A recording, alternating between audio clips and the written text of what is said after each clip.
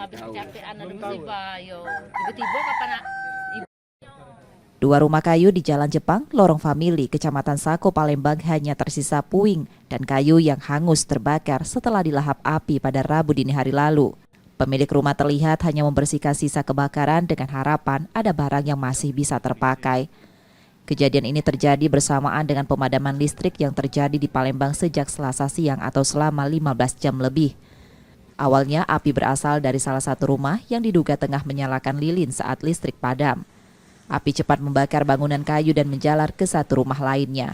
Dua keluarga harus kehilangan tempat tinggal mereka.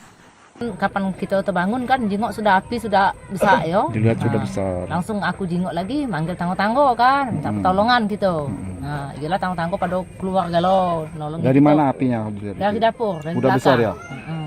Api berasal dari dapur. Api di depan dekat kami tidur. Kami kan di ruangan tamu tidurnya, tidak di dapur. Enggak, asal api dari mana? Dari dapur. Dari dapur. Terakhir lilin diletakkan di mana, yuk? Di dapur. Di dapur tuh lah, dari sore-sore di dapur tuh lah.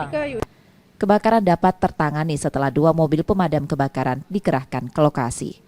Reski Oktora, Muklas Diferensial, Kompas TV, Palembang, Sumatera Selatan.